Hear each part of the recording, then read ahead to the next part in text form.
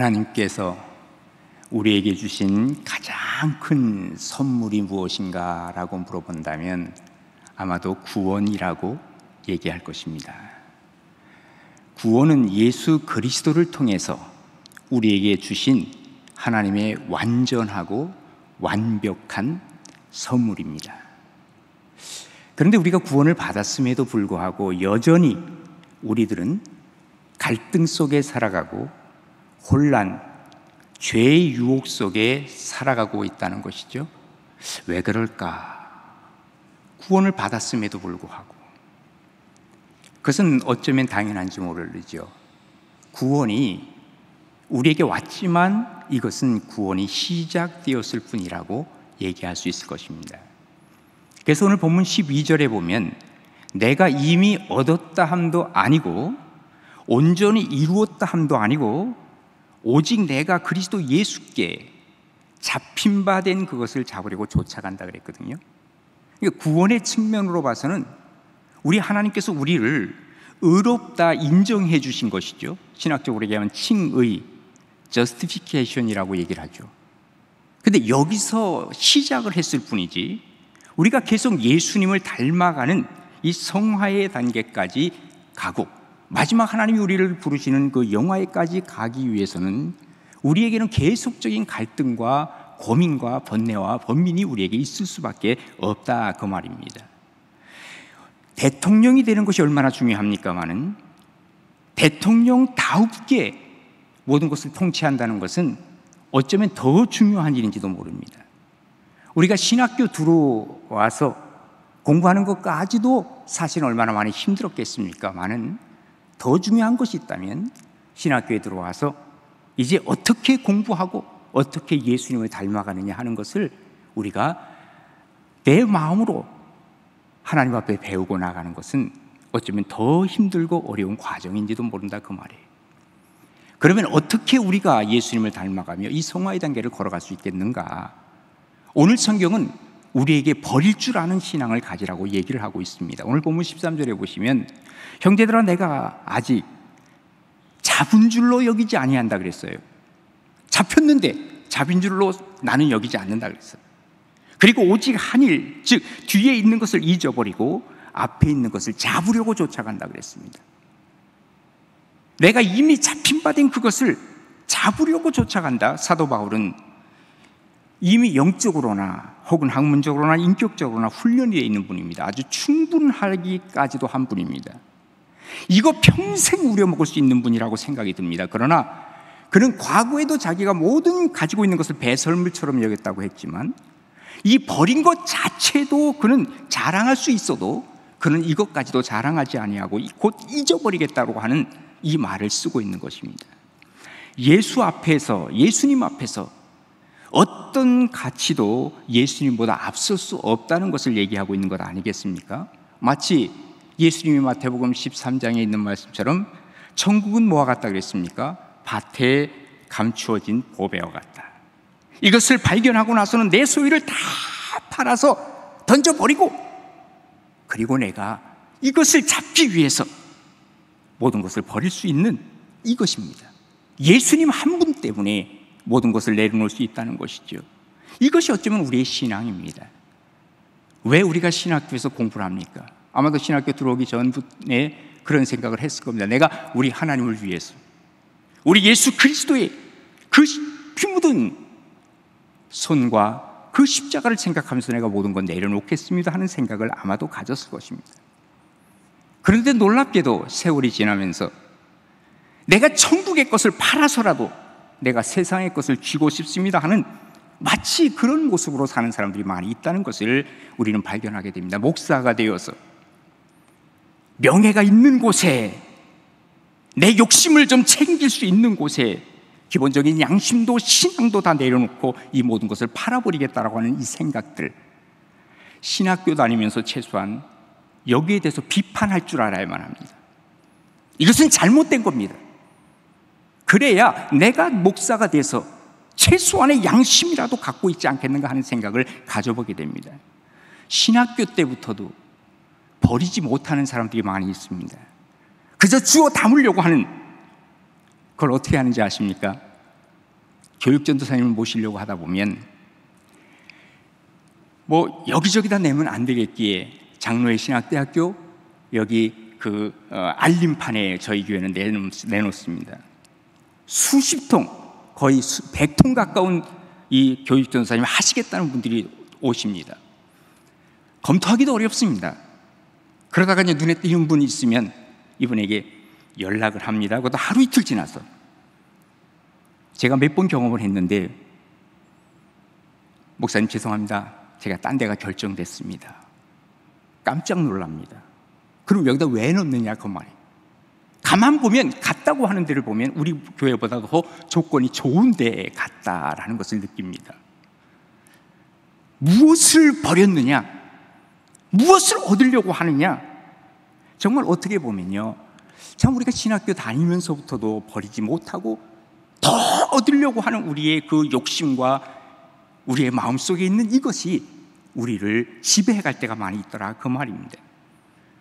저희 교회에서는 뭐 이미 다 아는 얘기니까 말씀을 드리면 교육전도사님들에게 100% 장학금 줍니다. 저는 이 얘기를 하지 말라 그럽니다. 소문내지 말라 그럽니다.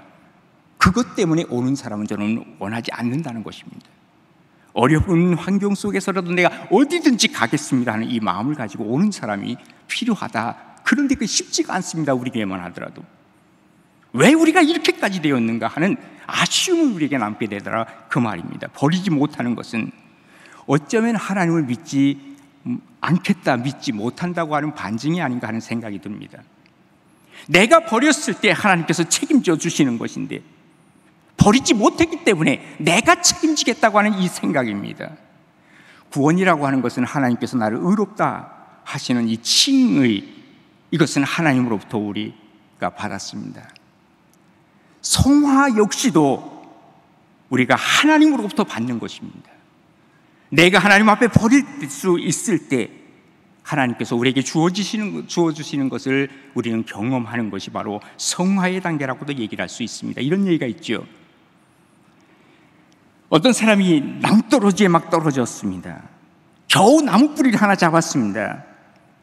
이제는 떨어지면 죽고 올라가려니 갈 수도 없고, 그런데 마침 위에서 지나가는 발자국 소리가 들립니다. 거기 누구 있습니까? 했죠. 그랬더니 그 위에서 나 하나님이다 그러시는 거예요.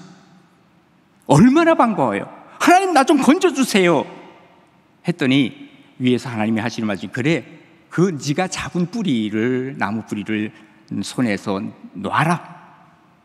아니 이거 놓으면 내가 죽는데요. 그래도 놔라. 못 놓겠다는 거예요. 그러면서 나중에 이 사람이 소리치기를, 그 위에 다른 사람 없나요? 그러더랍니다. 하나님이 계신다고 하면 놔라 그러면 놔야 되는데 그걸 우리가 못한다는 것입니다. 하나님이 우리를 코너로 몰아가실 때가 있습니다. 왜 코너로 몰아가실까요? 너 이거 버릴 수 있느냐라고 하는 것을 물어보시는 것 아닐까요? 아브라함을 부르셔서 너 이삭을 한번 바쳐볼 수 있느냐? 하나님은 정말 이삭을 바치라는 것이 아니라 하나님은 어쩌면 그의 마음을 알고 싶으신 거 아닐까요? 다니엘을 어느 코너로 몰아가십니까?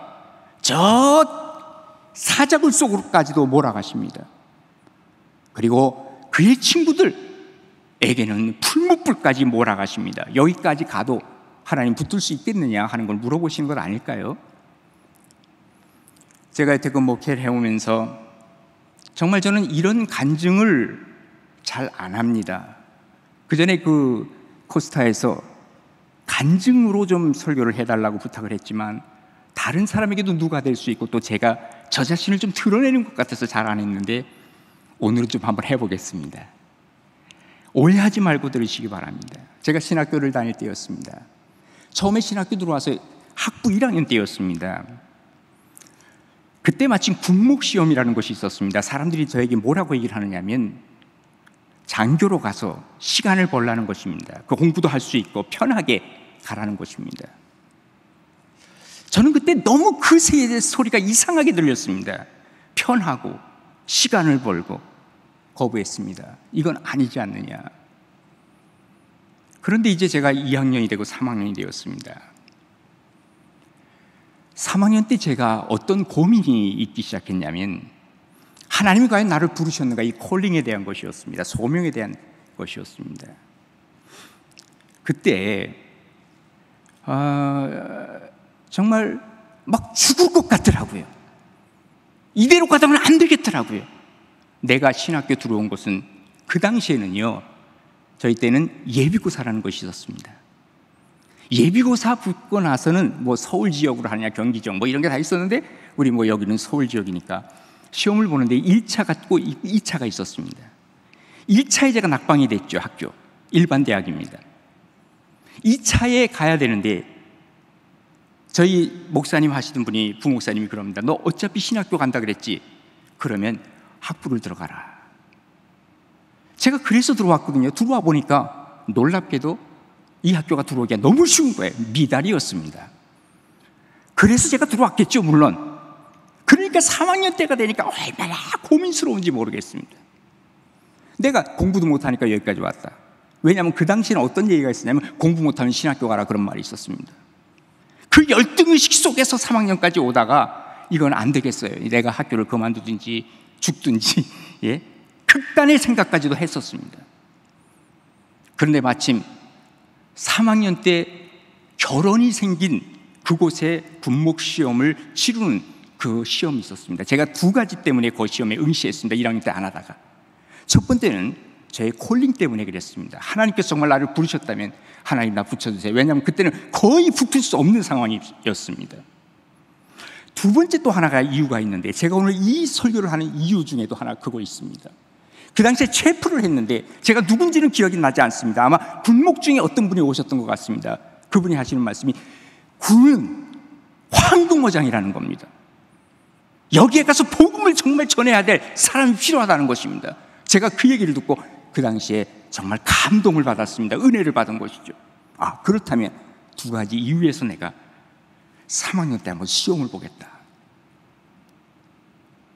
그래서 제가 3학년 때 결국은 군목으로 가게 되었습니다. 갔는데 저는 이제 어떤 생각을 했냐면, 저 전방에 가가지고 복음 전하는 그 그냥 플랜만 머릿속에 갖고 있었습니다. 그런데 제가 어디에 배치가 되느냐면, 처음에 34단에 배치가 되었습니다. 아시는 분은 아십니다. 수색에 거기 본부가 있습니다. 사람들이 뭐라고 얘기하냐면, 야, 축하한다 그럽니다. 저는 수색이 어딘지 몰랐는데 서울에 있다는 얘기를 듣고는 아주 그야말로 가슴이 철렁했습니다. 내가 전방 가서 복음을 전하고 싶은 사람인데 이게 뭐냐? 하나님 앞에 정말 다른 사람은 축하한다 그러지만 저는 속이 상했습니다. 근데 와보니까 그곳이 바로 교회가 없는 곳이었습니다. 하나님께서 나에게 이 사명을 주셨구나. 열심히 교회 지으려고 여기저기 다녀고, 그러다가 60개 교회가 도와서 교회를 하나 지었는데, 그 당시에 연대급 교회로서는 최고 잘 지었다고 해서 군단장 표창까지 제가 받았습니다. 그리고 나서는 이제 그곳에서 복음을 전하는데, 수색이니까, 서울 지역이니까 다들 저에게 하는 말이 그렇습니다. 학교 가서 공부하라고. 이 시간이 얼마나 좋은 시간이냐고. 저는 그 얘기도 또 거부하고 싶었습니다. 왜? 내가 지금 복음 전하러 여기 왔지 공부하러 온 건 아니지 않습니까? 다 이 위를 다 상하면서까지 아침 새벽부터 저녁까지 복음 전하는데 미친 듯이 뛰어다녔습니다. 연대장, 대대장, 중대장, 병사들을 다 복음을 전하다 보니까 한 2,000명 정도 제가 세례를 주었더라고요. 3년 동안에. 그리고 교회를 져놓고 교회에서 정말 이 모든 행사를 다 교회에서 장악할 수 있도록 완전히 분위기를 그렇게 만들어 놨습니다. 하나님이 주신 축복이었습니다. 나중에 이 교회를 짓는 것 때문에 문제가 되어서 보안대에 끌려다녔습니다. 그런데 나중에 하나님께서 역사하시는 걸 보니까 사단장이 이제 교회를 어디다 질까요? 저하고 연대장하고 사단장하고 이렇게 보는 중에 제일 좋은 자리가 보안대 자리였습니다. 저 자리가 좋을 것 같습니다. 옛날에 그 자리가 그 박정희 대통령의 부인 유경수 여사의 그 별장이었습니다. 저기가 좋을 것 같은데요? 그랬더니 사단장이 그럼 저기다 지시오. 그래서 그 보안대 건물이 완전히 폭삭 내려앉고 거기 교회를 지었습니다. 하나님께서는 이렇게 하시는구나. 내가 모든 걸 내려놨을 때 하나님이 역사하시는 것을 경험합니다. 군에서 생활을 하면서 중대 군종들, 또 제 취하에 있던 모든 군정병들 15명이 지금 현재 목사가 되어서 지금까지 연락을 하고 있고, 우리 교회 부목사로 2사람이 있었고, 그리고 거기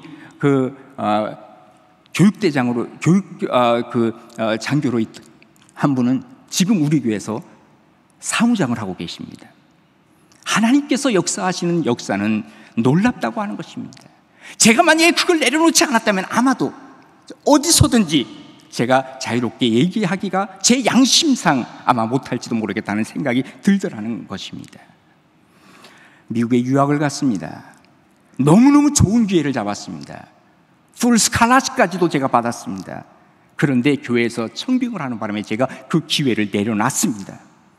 정말 눈물을 흘리면서 왔습니다. 하나님께서는 교회의 축복을 주셨고, 나중에 또다시 공부할 수 있는 기회를 주셨는데, 그 학교에서 동양인으로서는 처음으로 헌트상이라고 하는 것을 제가 졸업하면서 최우수 논문상을 받았습니다. 용서하고 들으십시오. 제가 저를 드러내고 싶은 건 아닙니다. 제가 처음으로 이런 얘기 한다 그랬습니다. 왜? 이유는 분명합니다. 하나님 앞에 내가 내려놓을 때 하나님께서 주시는 것을 우리는 축복으로 받을 수 있어야 됩니다. 목회하면서도 정말 저희 교회보다도 2배, 3배 큰 교회에서 저를 청빙했습니다. 그때 제가 단호히 거절했습니다. 하나님께서 내려놓는 그 순간부터 나를 다시 쓰셨다라고 하는 것을 제가 고백할 수가 있습니다. 6, 7년 전에 제가 죽을 병에 걸렸습니다. 하나님 앞에 사실은 마음의 정리를 했습니다. 하나님 지금 부르시면 이제 가겠습니다. 다 내려놓고 나니까 하나님께서는 건강도 다시 하나님께서는 나에게 허락해 주신 것을 경험했습니다. 자, 구원이라고 하는 것은 하나님의 은혜였습니다. 하나님이 주시는 것이었습니다. 그런데 내 것을 내려놓을 때 하나님의 이 구원의 역사가 나에게 얼마나 크게 다가오는지 하나님께서 그 다음에 채워주신 것을 우리는 경험하는 것입니다. 말로만 은혜 하는데 자칫 잘못하면 이 은혜가 그야말로 쌍두의 은혜가 될 수 있다는 것입니다. 삶을 바꾸는 어마어마한 은혜, 하나님의 은혜, 예수 그리스도의 보혈의 피, 우리가 움켜쥐려고 했을 때 하나님 앞에서 더 이상 얻을 것이 없습니다. 성숙한 사람은 내려놓을 줄 아는 사람입니다. 과거의 성공도 내려놓을 수 있고, 과거의 실패도 잊고 내려놓을 수 있고, 지금 여기에서 내 모습 이대로 하나님 앞에 드릴 수 있을 때 하나님께서는 그때부터 나를 하나님의 자녀로, 아니 하나님의 일꾼으로 쓰는 것이 아니겠느냐 하는 것입니다. 그래서 오늘 사도 바울은 뒤에 있는 것을 잊어버리고 forget라는 말을 쓰지 않습니까? 무엇을 위하여? 얻을 것을 위하여, 하나님의 영을 위하여 세상적 것을 내려놓을 수 있는 것, 이게 바로 하나님 앞에서의 우리의 구원의 일을 이루어가는 모습이 아니겠느냐 하는 것입니다. 우리의 이러한 내려놓는 것으로부터 시작하면 그 다음에 미래가 보이기 시작하고, 그래서 오늘 14절에 뭐라고 표현하고 있습니까? 표대를 향하여 그리스도 예수 안에서 하나님이 위에서 부르신 부름의 상을 위하여 내가 달려간다라고 얘기를 하고 있습니다. 오늘 본문에 보면 로마 감옥에서 이 서신을 쓰고 있는 사도 바울, 그의 나이만 하더라도 60세 전후의 나이가 되었으나 어쩌면 그 당시에는 늙은 나이라고도 얘기를 할 수 있습니다. 늙은이라고 얘기할 수 있겠죠. 그런데 마치 청년이 휴양지에서 쓴 편지같이 보입니다. 미래의 비전을 말하고 있습니다. 왜? 하나님의 영이 우리 속에 거하니까 어떻게 얘기합니까? 요엘서를 통해서도 얘기하지 않습니까? 자녀들은 예언할 것이고, 젊은이들은 환상을 볼 것이고, 늙은이들은 꿈을 꾸리라. 지금 미래와 비전을 보고 있는 것입니다. 과거를 버리게 되면 그때부터 미래가 보이기 시작하는 것이죠. 소돔성에서 모든 것을 완전히 버릴 때 비로소 하나님이 약속하시는 땅을 보이는 것인데, 그것을 붙잡고 놓지 못했을 때 결국은 소금기둥이 된 롯의 아내를 우리가 보게 되는 것입니다. 예수님 말씀하십니다. 손에 쟁기를 잡고 뒤를 돌아보는 자는 하나님 나라에 합당하지 아니하다 그랬습니다. 위대한 지도자들은 늘 미래지향적이라 그러죠. 과거와 싸우는 지도자들은요, 어쩌면 미래에 대한 자신이 없기 때문이라고 하는 그런 얘기가 있습니다. 처칠 같은 영국 수상은 현재가 과거와 싸우면 미래는 있을 수 없다라는 얘기를 했습니다. 남아공의 만델라, 용서와 간영으로 과거를 단절하고 싶다고 그렇게 표현을 하고 있습니다. 에이브라함 링컨도 그랬습니다. 원수를 친구로 바꾸어서 미래로 나가겠다는 것입니다. 우리가 미래로 가기는 것은 지금의 현재의 것을, 그리고 과거의 것을 정리하고 forget하고 앞을 향해 나아갈 수 있다는 것입니다. 하나님의 은혜를 향해 가는 것은 마치 태양을 바라보며 가는 것입니다. 태양을 등지고 사는 사람은 언제나 눈앞에 뭐만 보입니까? 그림자만 보이는 것입니다. 어두운 것밖에 보이지 않습니다. 목적지가 분명해야 됩니다. 목적지 없이 떠나는 사람은 어쩌면 불행한 사람입니다. 구원받은 사람의 미래는 열려져 있습니다. 하나님이 열어놓으신 그 길입니다. 지금 상황이 어떠한지 잡힌 것을 잡으려고 우리가 지금 이 순간에 우리가 하나님 앞에서 결단하며 살아가는 것입니다. 그래서 오늘 16절에 뭐라 그럽니까? 오직 우리가 어디까지 이르렀든지 그대로 행하라 그랬습니다. 잡힌 것을 잡으려고, 이것이 바로 구원을, 완성을 향해서 우리가 달려가는 길입니다. 저는 목회를 하면서 요즘은 이제 후배들이 그런 얘기를 하죠. 목회가 안 된다, 이제 점점 어려워진다. 목회는요, 이전부터 안 되는 게 목회입니다, 원래. 예? 왜? 하나님의 것을 여기 세상에 심고 사는 사람들인데, 세상이 어떻게 이해를 합니까? 어떻게 인정합니까? 목회는 안 되는 거예요. 안 되는 게 정상입니다, 인간적으로 얘기를 하면. 그러면 어떻게 목회를 합니까? 그러기에 하나님 앞에 완전히 접목해서 해야 되는 것, 그게 바로 목회라는 것입니다. 그게 안 되다 보니까 학교에서 배운 거, 저는요, 제가 그전에 신대원 강의를 할 때 아마 그분들이 대부분 졸업했겠지만 제가 그런 얘기를 했습니다. 우리가 정말 신학교를 졸업하고 나면 신학을 반납하고 간다는 거예요. 그리고 전부 세속적으로, 아니면 무슨 세미나 가가지고 이렇게 해라 저렇게 해라 이대로 한다 해서 그걸 따라가는 거예요. 신학교가 의미가 없어요, 목회하는데. 이렇게 돼서는 위험하다. 그 목회가 바로 뭐냐? 저널리스틱 미니스트리라고 제가 얘기했습니다. 완전히 저널식으로 이게 좋다 따라가고 저게 좋다 하면 따라가고, 그건 거기에 맞는 거지. 신학을 분명히 뿌리내리고 하나님으로부터 나는 왔습니다, 여기서부터 시작하겠습니다 하는 이 마음을 가지고 나간다면 세상의 것들을 내려놓을 수 있고, 그리고 하나님의 것을 향해서 달려갈 때 이 세상에서 하나님의 것을 심고 가는 거죠. 그때부터 목회의 길이 열리기 시작하고 목회가 보이기 시작해요. 그게 진짜 목회가 아닐까 하는 생각을 가져봅니다. 세상을 내가 바꾸려고 하기보다 중요한 것은 내가 바뀌는 것입니다. 내가 바뀌게 되면 세상은 나를 통해서 조금씩 변화되는 것을 경험하는 것입니다. 여러분 잘 아시는 리차드 니버의 형 라이놀드 니버, 뭐라고 얘기를 합니까? 주님, 제가 바꿀 수 없는 것들은 그대로 받아들일 수 있는 평온함을 주시옵소서.